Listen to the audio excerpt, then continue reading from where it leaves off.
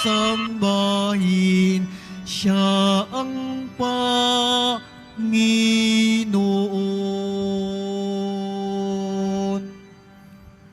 Sa ngalan ng Ama, ng Anak at ng Espiritu Santo.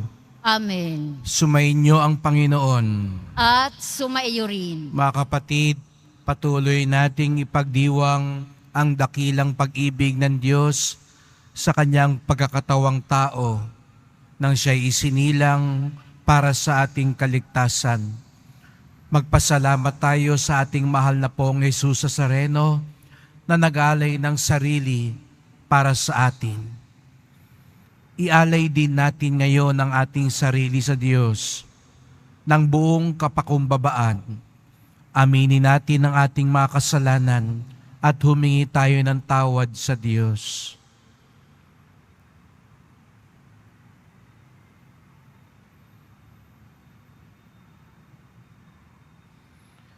Panginoong Hesus, Ikaw ay nagkatawang tao at nagpakumbaba para kami itaas sa kaligtasan.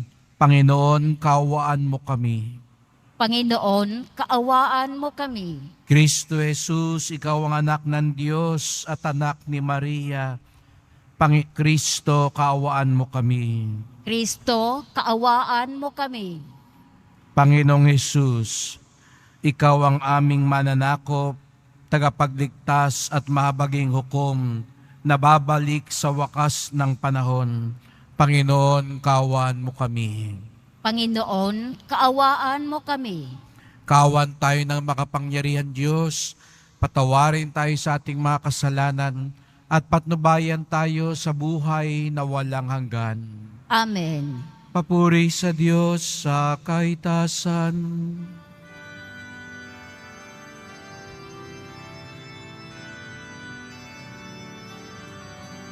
Papuri sa Diyos, papuri sa Diyos, papuri sa Diyos sa kaitaasan, at sa lupa'y kapayapaan, at sa lupa'y kapayapaan sa mga taong kinalulugdan niya. Pinupuri ka namin, dinarangal ka namin, sinasamba ka namin, ipinagbubunyi ka namin, pinasasalamatan ka namin. Dahil sa dakila mong angking kapurihan, Panginoong Diyos, Hari ng langit, Diyos amang makapangyarihan sa lahat, Panginoong Jesucristo, buktong na anak, Panginoong Diyos, Kordero ng Diyos, anak ng Ama. Ikaw na nag-aalis ng mga kasalanan ng sanlibutan, maawa ka sa amin. Ikaw na nag-aalis ng mga kasalanan ng sanlibutan, tanggapin mo ang aming kahilingan. Tanggapin mo ang aming kahilingan.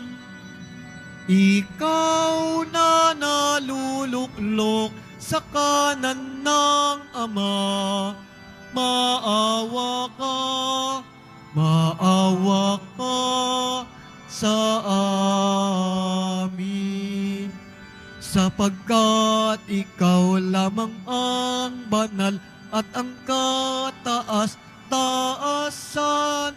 Ikaw lamang, O Jesucristo, ang Panginoon,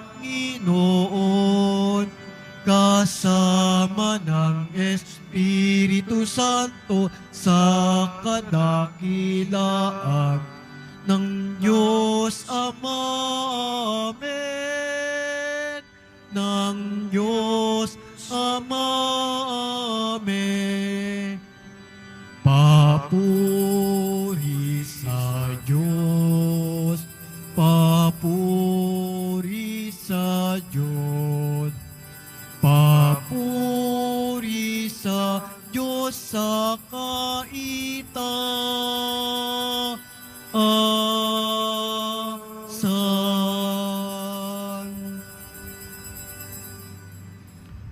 Manalangin tayo.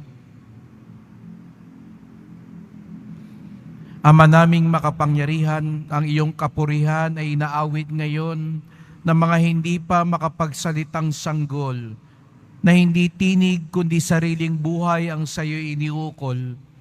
Ipagkaloob mong ang pananampalataya namin ay maipahayag sa aming pagsasalita at gawaing ginaganap.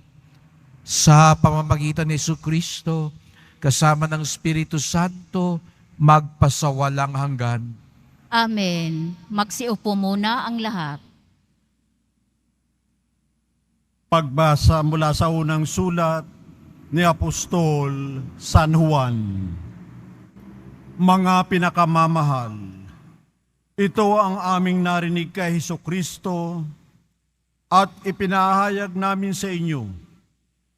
Ang Diyos ay ilaw at walang anumang kadiliman sa Kanya. Kung sinasabi nating tayo'y kaisa niya, ngunit namumuhay naman sa kadiliman, nagsisinungaling tayo, hindi namumuhay sa katotohanan. Ngunit kung namumuhay tayo sa liwanag, kung paanong siya ay nasa liwanag, tayo'y nagkakaisa at nililinis ng dugo ni Jesus na kanyang anak sa lahat ng ating kasalanan. Kung sinasabi nating tayo walang kasalanan, dinadaya natin ang ating sarili at wala sa atin ang katotohanan. Kung ipinapahayag natin ang ating mga kasalanan, maaasahan nating ipatatawad sa atin ng Diyos ang mga ito at lilinisin tayo sa lahat ng ating kasamaan sapagkat siya ay matuwid. Kung sinasabi nating hindi tayo nagkakasala, ginagawa nating sinungaling ang Diyos at wala sa atin ang kanyang salita.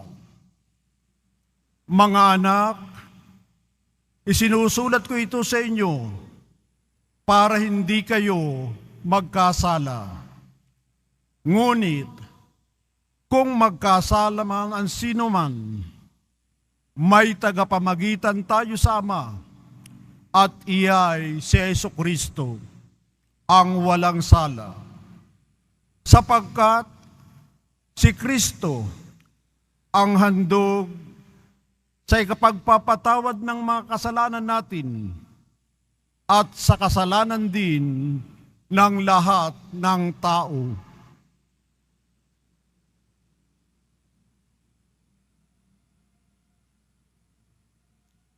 Ang salita ng Diyos. Salamat sa Diyos. Tayo'y ibong nakatakas ng ambitag ay mawasak. Tayo'y ibong nakatakas ng ang bitag ay mawasak.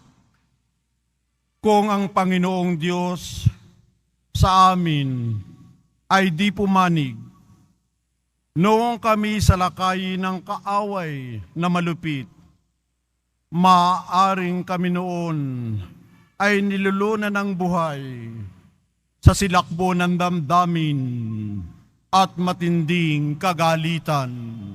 Tayo'y ibong nakatakas ng ang bitag ay mawasak. Maaring kami nooy natangay na niyong agos, naanod sa karagata tuloy-tuloy na nalunod. Sa lakas ng agos nooy, nalunod nga kaming lubos. Tayo'y ibong nakatakas ng ang bitag ay mawasak. Nang ang bitag ay mawasak, lubos tayong nakalaya. Tulong nating kailangan ay sa puon nagmumula. Pagkat itong lupa't langit, tanging siya ang lumikha. Tayo'y ibong nakatakas ng ang bitag ay mawasak. Magsitayo na po ang lahat.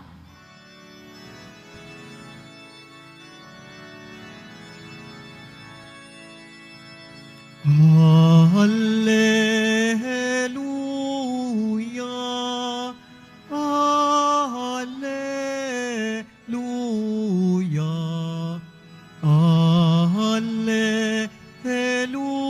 Hallelujah, Hallelujah.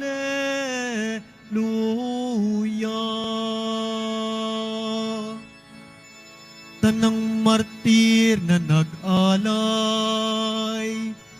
ng sarili nilang buhay, sa iyo'y nagpapaharangan. Hallelujah,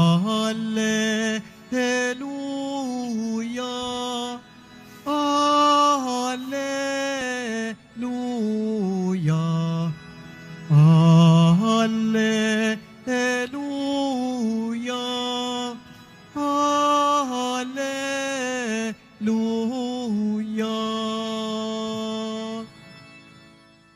Sumainyo ang Panginoon, At sumaiyo rin. ang mabuting balita ng Panginoon ayon kay San Mateo.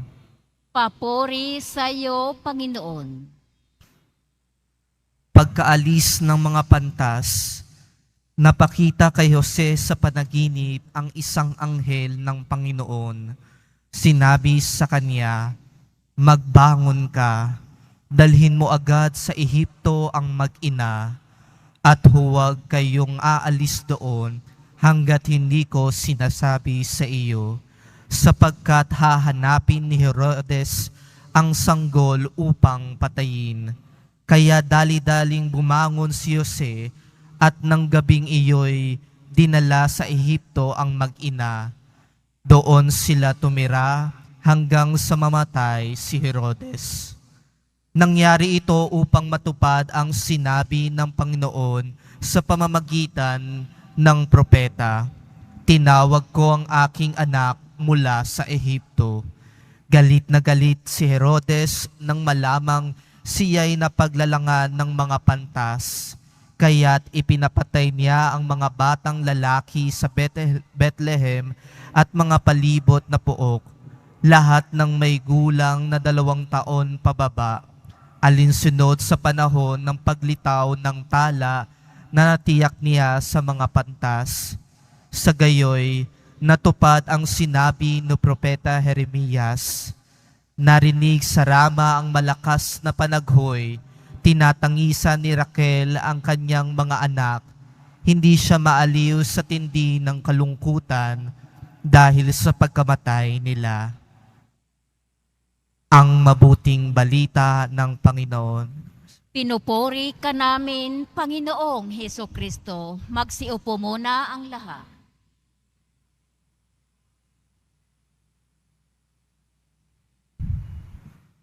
Magandang umaga po at maligayang pagdating sa tahanan ng ating mahal na pong Jesus Nazareno. Binabati din natin ang mga nasa online, lalo na po mga may sakit at nag-aalaga sa may sakit at mga kababayan mga kadeboto natin mula sa iba't ibang panig ng bansa at daigdig na nais sumama sa pagdiriwang ng misa dito sa atin sa Quiapo, sa Basilica Minor at Pambansang Dambana ni Jesus Nazareno. Patuloy nating ipinagdiriwang ang Kapaskuhan. Ito yung tinatawag nating Oktaba, 8 araw matapos ng Pasko, sapagkat hindi maisisilid sa isang araw ang kagalakan, ang biyaya, ang pagdiriwang ng ang Diyos ay nagkatawang tao. Kaya nga, extended ang Pasko.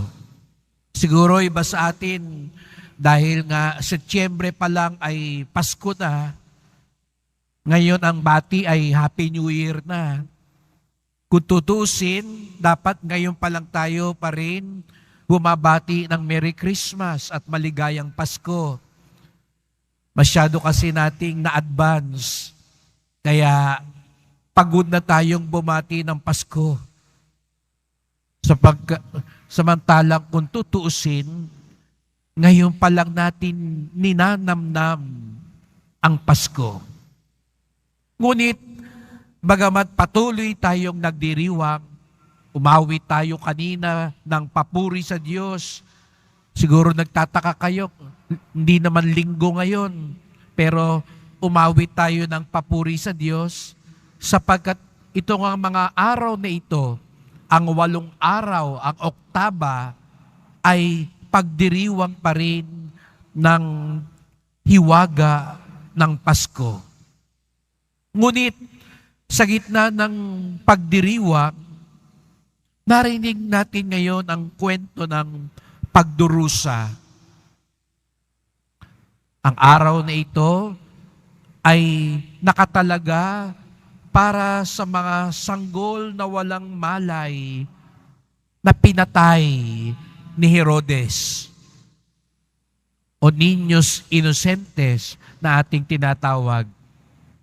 Kaya wag daw kayo magpapautang sa araw na ito, baka hindi kayo bayaran. At maraming magbibiro. Hindi ko pa ho talos kung saan nanggaling ang kaugaliang iyon. Pero siguro nga, itong araw na ito, marami ang naloko at manloloko. Siguro nga, kaya ginagawa itong nakagawiang ito sapagkat inalala natin ang isang taong naloko. Kung matatandaan ninyo nung Pasko, nung panahon ng Kapaskuhan, laging sinasabi ng mga anghel, huwag kayong matakot. Naalala niyo po yun, sinabi ko, kung meron mang laging sinasabi ang Diyos, huwag kayong matakot. Yun ang sinabi sa mahal na Biren. Yun ang sinabi kay San Jose. Yun ang sinabi kay Zacarias. Yun ang sinabi sa mga pastol, huwag kayong matakot. At sabi ko nga sa inyo, sa Biblia, kung meron mang paulit-ulit na sinasabi ang Diyos, huwag kayong matakot. Pero sa araw na ito, narinig natin si Herodes, bakit ba niya pinapatay yung mga bata? Natakot siya. Natakot siya na isinilang na yung hari ng mga Hudyo. At akala niya siya yung haring papalitan ng batang ito. Natakot siya na mawawala ang kanyang kapangyarihan. Na mawawala ang kanyang posisyon. Na mawawala ang kanyang makamundong kayamanan. Yun ang pinagmula ng kasalanan. Pagkatakot na mawawala ang sayo. At ang inaakala pa natin na makakalaban ay ang Diyos. Mga kapatid, magpahanggang ngayon, yang ganyang pagkatakot ang itinatanim sa ating mga isip. Na animoy ang Diyos ay kalaban. Kalaban sa ating karapatan. Kalaban sa ating kaligayahan. Kalaban sa ating mga pangarap. Siguro nga ang iba, hindi mismong Diyos ang tinuturo. Pero alam natin, may mga katulad ni Haring Herodes na Diyos ang tinuturo. Diyos ay kalaban. Ang Diyos ay hangal. Ang paniniwala sa Diyos ay kalokohan. Na pinagtatawanan ng Diyos, minumura ang Diyos, inaalipusta ang Diyos, ginagawang katatawanan ng Diyos. At nakakalungkot, mga tumatawag na deboto, nakikipalakpak, nakikitawa, at hindi nababagabag kapag ginagawa ito sa Diyos. At pupunta tayo sa Quiapo at haharap tayo sa Nazareno, didipa pa tayo, iiyak pa tayo, luluhod tayo. Pero pag ang Diyos ginagawang katatawanan, ang Diyos minumura, hindi naman tayo nababagabag. Talaga bang mahal natin ang Diyos? Talaga bang kakampi natin ang Diyos?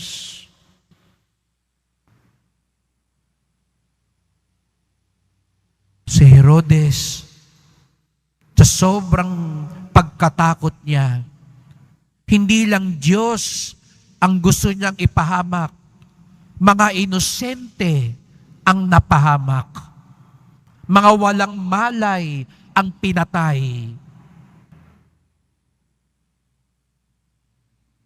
Ibang tao ang nadamay.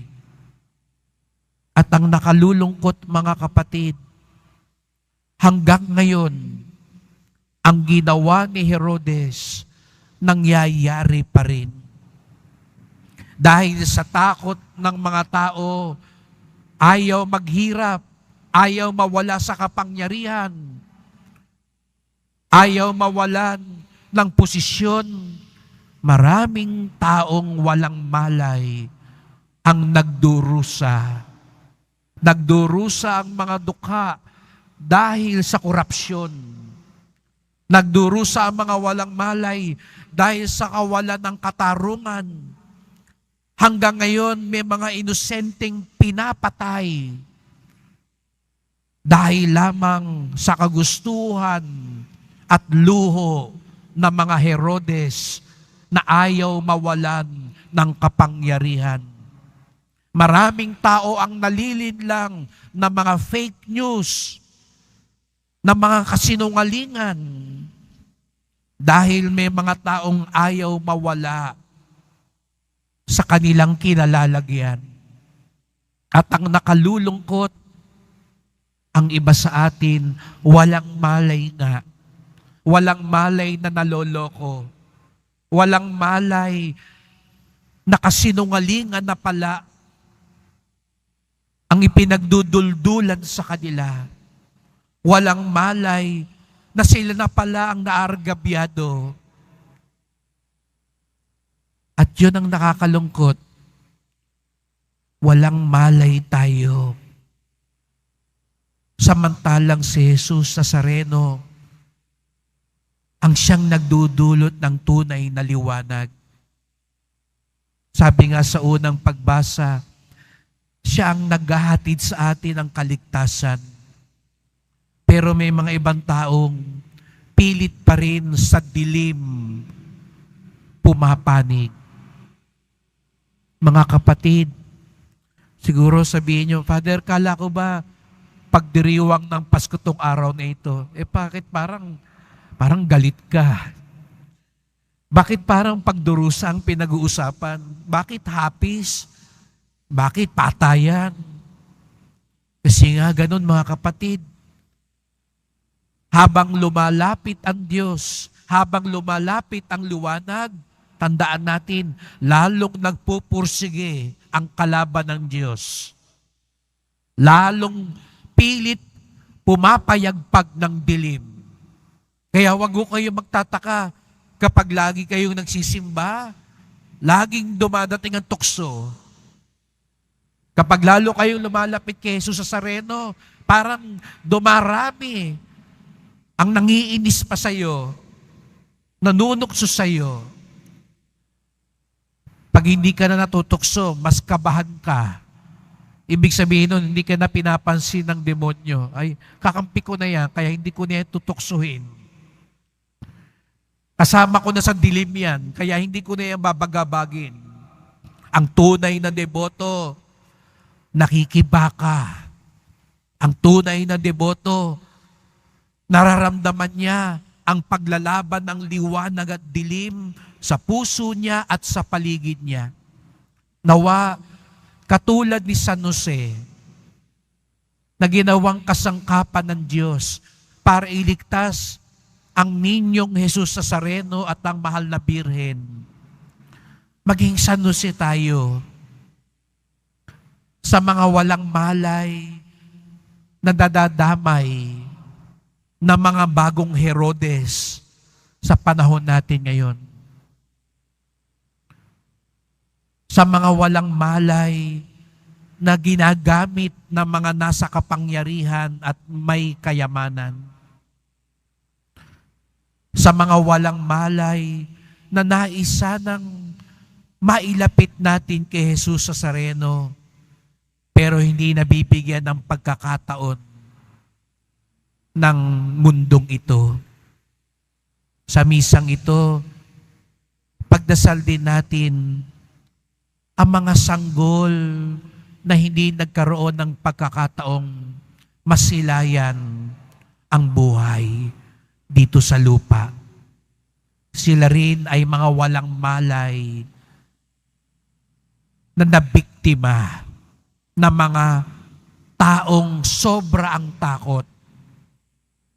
Nakakalungkot pag dito sa simbahan, iniiwan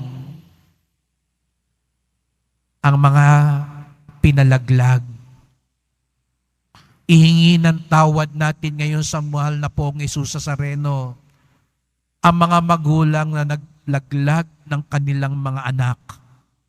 Ang mga taong nagiging kasangkapan ng pagpatay ng mga inosenteng bata.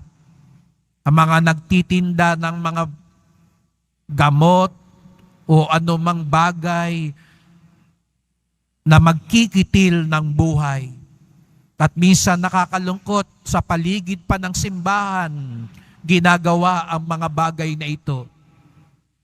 Kung pumunta kayo ngayon sa Quiapo para maghanap ng pangkitil ng buhay at nagsimba ka muna para gawin ito, kaya ka dinala rito ni Jesus Nazareno para sabihin sa iyong, huwag mo ituloy ang plano mo. Kahit anong simba ang gawin mo ngayon, pero kung gagawin mo yan mamaya, yan ay isang kasalanan humihiyaw sa langit. At kung magsisimba ka, bago ka muna magtinda ng magkikitil ng buhay, huwag mo nang sayangin ang pagod mo magsimba at magdasal kung gagawin mo pa rin ang kasalanang yan pagkatapos mo magdasal. Hindi ka bebendisyonan ng Diyos sa gagawin mo, sapagkat yan ay pagdamay sa mga walang malay. Kamakailan lang din po sa harapan ng simbahan, may iniwang bagong silang sa isang bag. Nandun pa, hindi pa naputol ng husto. Iniwan siya. Nag-aagaw buhay at buti na lang naagapan pa. Nakalulungkot na hanggang ngayon, marami pa ring walang malay ang nadadamay, at mas nakalulungkot kahit na nakagagalit. Pero alam nyo, mas nakakapangibabaw ang nakalulungkot. Mas nakalulungkot ang mga taong nagpapatangay ng takot at gumagawa tuloy ng masama. Sapagkat sila rin parang walang malay. Walang malay sa awa ng Diyos. Kaya gumagawa ka ng masama. Wala kang malay sa kabutihan ng Diyos, kaya nagpapalamon ka sa mga pagkatakot mo sa buhay. Bahagi ng pagdiriwang ng Pasko, ang sinabi ng Diyos, ang sinabi ng mga anghel, huwag kayong matakot. Huwag kayong matakot. Sapagkat pag pumayag kayong matakot, maraming inosente ang masasaktan at madadamay. Huwag kayong matakot sapagkat masisira lang ang buhay mo. Sa halip, magtiwala tayo sa Kanya. Manalig tayo. Siguro nga, maraming mga pangarap ang nasira. Maraming pagsubok ang dumadagok sa atin ngayon. Pero nandyan ang liwanag na kailanman hindi matatalo ng dilim. Kaya't sa pagpapatuloy ng misang ito, pagdasal po natin ang bawat isa na sa halip na masira tayo ng pagkatakot dala ng mundong ito, sa halip na madamay natin ang mga walang malay, bumaling tayo kay Jesus Nazareno, ang liwanag at pag-asa ng ating buhay. Magsitayo na po ang lahat.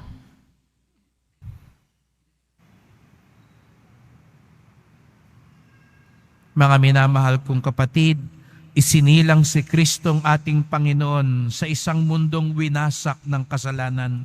Ang kalupitang umangkin sa buhay ng mga banal na sanggol, ang sa kalaunay nagdala sa Kanya ng krus. Manalangin tayo para sa mundong ito. Nawasak ngunit tinubos ng sakripisyo ng pag-ibig ng mga walang malay. Ang ating tugon, sa pamamagitan ng dugo ng mga martir, dinggin kami, O Panginoon. Sa pamamagitan ng dugo ng mga martir, dinggin kami, O Panginoon. Ang mga batang hindi pa nasisilang, naway iligtas ni Kristo na isinilang bilang ating tagapagligtas. Manalangin tayo. Sa pamamagitan ng dugo ng mga martir, dinggin kami, O Panginoon. Ang Diyos na sambukal ng lahat ng buhay, naway magdala ng katapusan sa paglalaglag ng mga sanggol, sa sinapupununan at sa lahat ng anyo ng kaharasan sa ating mundo. Manalangin tayo. Sa pamamagitan ng dugo ng mga martir, dinggin kami, O Panginoon. Tayo naway makapagtatag ng isang lipunan ng pag-ibig at katarungan na nakabatay sa paggalang sa buhay ng bawat tao. Manalangin tayo. Sa pamamagitan ng dugo ng mga martir, dinggin kami, O Panginoon. Ang Diyos na nagsugo ng kanyang anak upang magligtas at hindi upang magpahamak, naway siya ring humipo sa puso ng lahat ng nagpalaglag ng sanggol sa kanilang sinapupunan at pagkalooban sila ng biyaya ng pagsisisi at pagbabago. Manalangin tayo. Sa pamamagitan ng dugo ng mga martir, dinggin kami, O Panginoon. Ang lahat ng batang hindi na isilang dahil sa paglalaglag sa kanila mula sa sinapupunan ng kanilang mga ina, naway tanggapin sa walang hanggang tirahang inihanda sa langit para sa kanila. Manalangin tayo. Sa pamamagitan ng dugo ng mga martir, dinggin kami, O Panginoon. Mahabagin at butiing Ama, tanggapin mo ang aming mga panalangin sa aming pagsisikap naunawain ng hiwaga ng dugo ng walang malay. Tulungan mo kaming laging alalahanin ang ipinako sa krus at muling nabuhay na anak mo na nabubuhay at nagahari magpasawalang hanggan. Amen. Magsiupo muna ang lahat.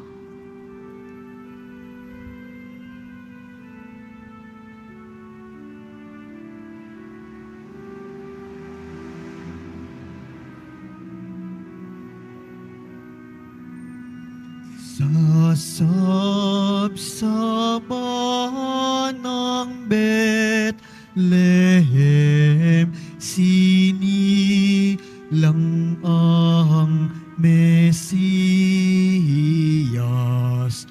Umawit ang mga anghel, luwan hati sa Diyos. Tayo nasa Belen, nagbabantay si San Jose. Sintahin mahalin ang sanggol ni Maria. Magsitayo na po ang lahat. Manalangin kay mga kapatid upang ating pag-aayon ay kalugdan ng Diyos Amang makapangyarihan. Tanggapin nawa ng Panginoon itong paghahain sa iyong mga kamay.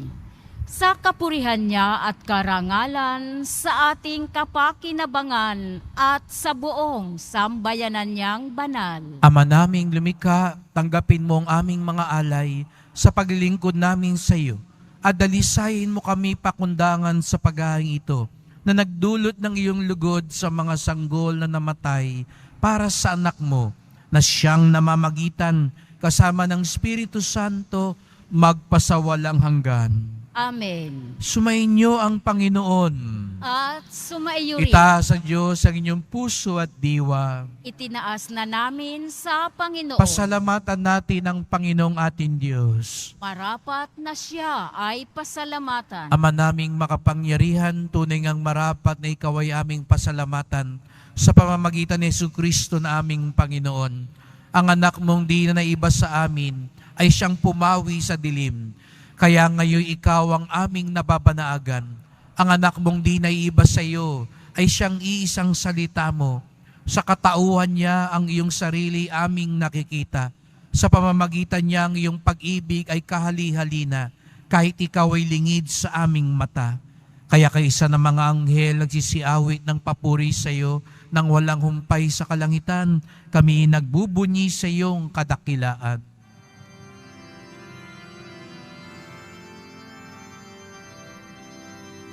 Santo, Santo, Santo, Panginoong Diyos ng mga hukbo.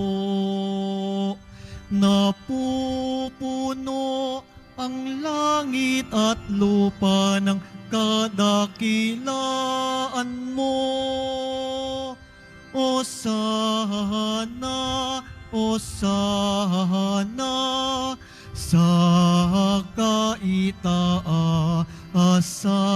Hosana, Hosana sa kaitaasan. Pinagpala ang naparirito sa ngalan ng Panginoon. Hosana, Hosana sa kaitaasan. Hosana, Hosana sa kaitaasan.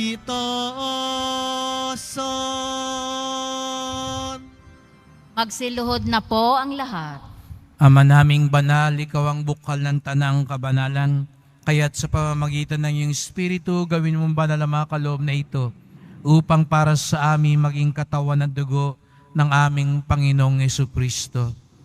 Bago niya pinagtiis ang kusang loob na maging handog, hinawakan niya ang tinapay, pinasalamatan kanya, pinaghati-hati niya iyon, iniabot sa kanyang mga alagad at sinabi, "Tanggapin ninyong lahat ito't kanin. Ito ang aking katawan na ihahandog para sa inyo."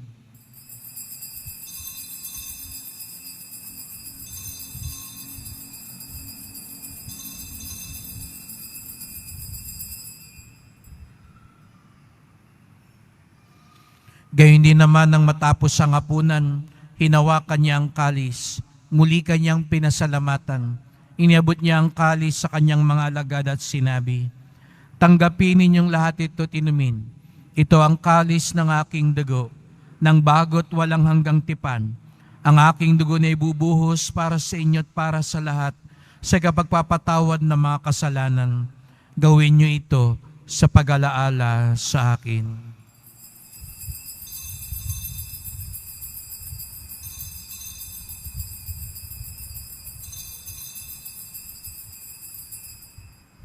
Magsitayo na po ang lahat.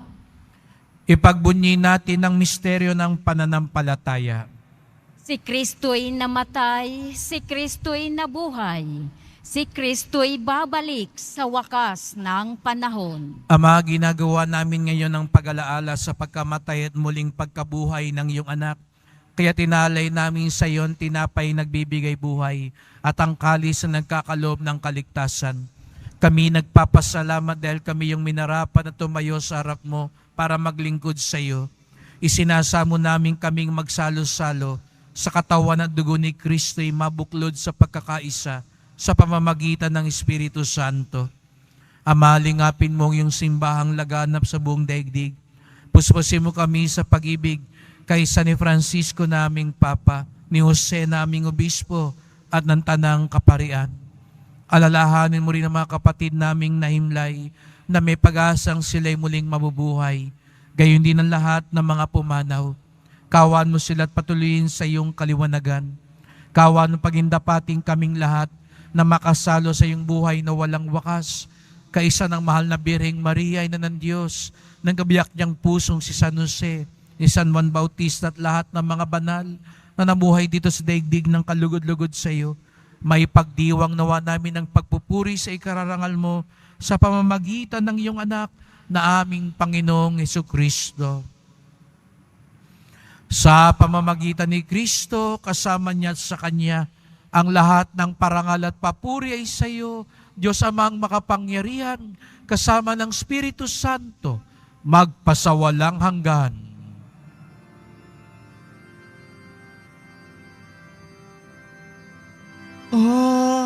Amen. Amen. Amen.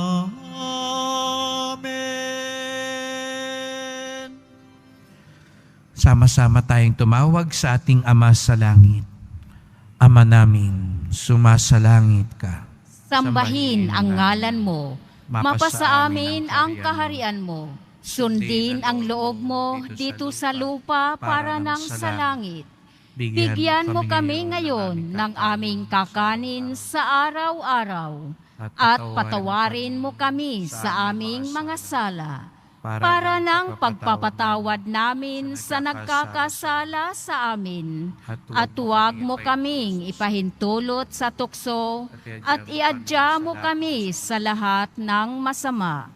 Hiniling namin kami adya sa lahat ng masama, pagkalooban ng kapayapaan araw-araw, iligtas sa kasalanan, ilayo sa lahat ng kapahamakan, samantalang aming pinananabikan ang dakilang araw ng pagpapahayag ng tagapagligtas naming si Jesucristo. Sapagkat iyo ang kaharian at ang kapangyarihan at ang kapurihan magpakailanman. Amen. O Panginoong Jesucristo, sinabi mo sa iyong mga apostol at ngayon sinasabi mo sa amin lahat dito, kapayapaan ang iniiwan ko sa inyo, ang aking kapayapaan ay binibigay ko sa inyo. Tunghayan niyo pong aming pananampalataya, huwag pong aming mga kasalanan. Patawad po kung kami nagkakasala dahil sa labis na takot namin sa buhay. Kaya tuloy nadadamay kahit ang mga walang malay. Linisin niyo po kami, Panginoon. Liwanagan niyo po kami. At pagkalooban kami ng kapayapaan at pagkakaisa ayon sa iyong kalooban, kasama ng Espiritu Santo, magpasawalang hanggan. Amen. Ang kapayapaan ng Panginoon ay laging sumainyo. At sumaiyo rin. Magbigayan kayo ng kapayapaan sa isa't isa. Kordero ng Diyos na nag-aalis ng mga kasalanan ng sanlibutan, maawa ka sa amin. Kordero ng Diyos na nag-aalis ng mga kasalanan ng sanlibutan, maawa ka sa amin.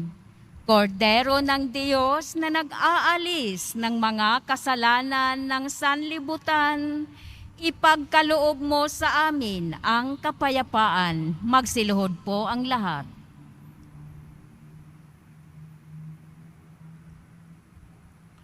Narito ang ating Panginoong Hesukristo, ang Kordero ng Diyos, nag-aalis ng mga kasalanan ng sanlibutan, mapapalad ang ina niya sa kanyang piging. Panginoon, hindi ako karapat-dapat na magpatuloy sa iyo, ngunit sa isang salita mo lamang ay gagaling na ako.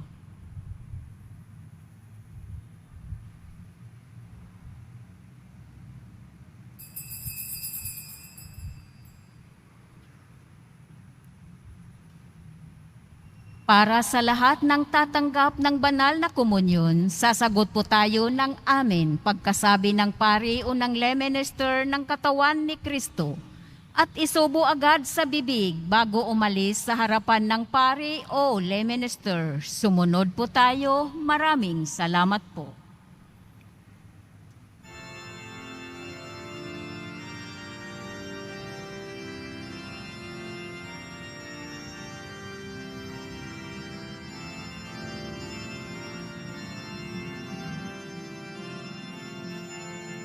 Lahat tayo'y magalak sa sumilang na anak. Siya ang kapayapaan at Jesus ang pangalan. Gloria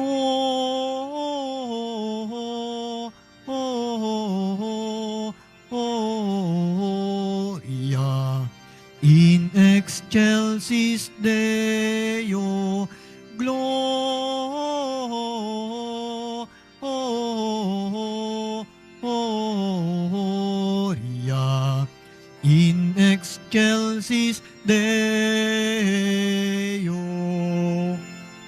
Sumambang lahat sa Diyos, tayong mahal ni Jesus. Kasama si Maria, purihin siya tuhina. Gloria in excelsis Deo, Gloria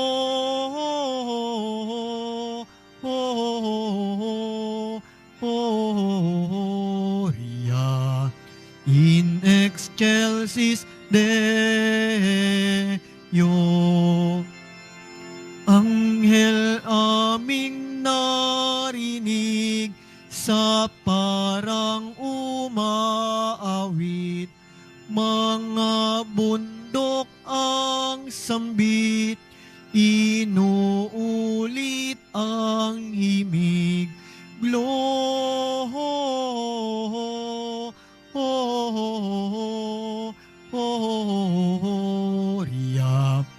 in excelsis Deo, Gloria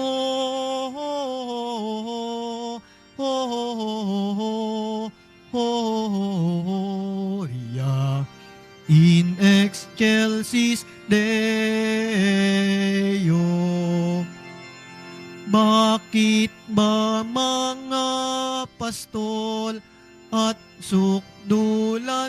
ng saya, may balita bang hatid, at awit nyo'y kay ganda. Gloria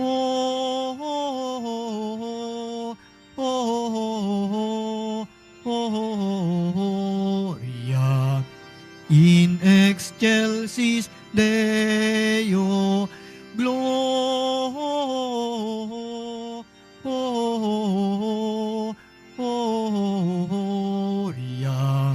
in excelsis Deo. Doon sa Bethlehem masdan, ang sanggol sa sabsaban. Siya ay ating sambahin, si Kristo na Diyos natin. Gloria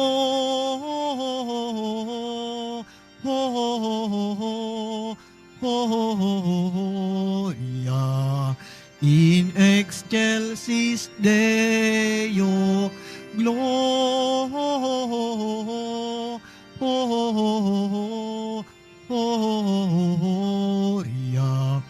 in excelsis Deo. Gloria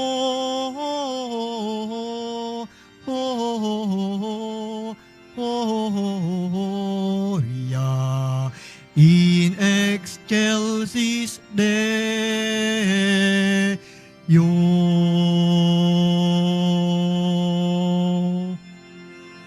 Manalangin tayo.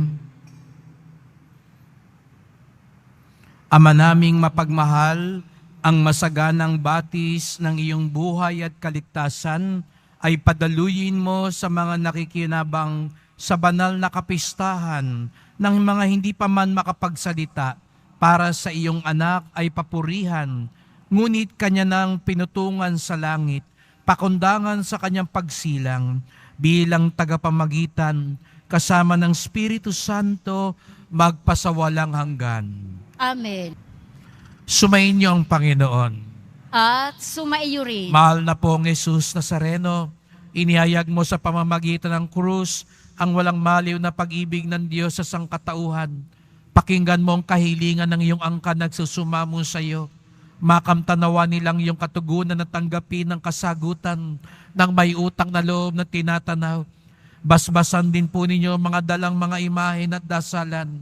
Sa pamamagitan ng bendisyon na ito, naway maalala nila mga pangako sa binyag na ikaw ang kanilang iibigin na paglilingkuran bilang Panginoon, magpasawalang hanggan.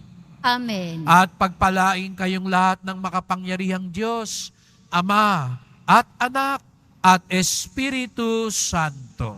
Amen. Humayo kayong mapayapa, taglay ang pag-ibig ng mahal na poong Jesus Nazareno. Salamat sa Diyos.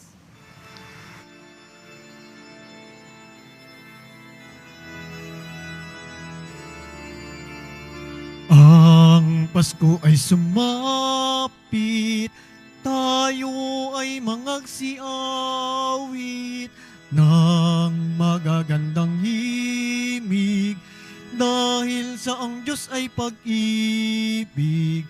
Nang si Kristo ay isilang, may tatlong haring nagsidalaw, at ang bawat isa ay nagsipagandog ng tanging alay. Bagong taon ay magbagong buhay, nang lumigaya ang ating bayan. Tayo'y magsikap upang makamtan natin ang kasaganahan. Tayo ay magsiawit habang ang mundo'y tahimik. Ang araw ay sumapit ng sanggol na dulot ng langit. Tayo ay magmahalan, ating sundin ang gintong aral, at magbuhat ngayon kahit hindi Pasko ay magbigayan. At magbuhat ngayon kahit hindi Pasko ay magbigay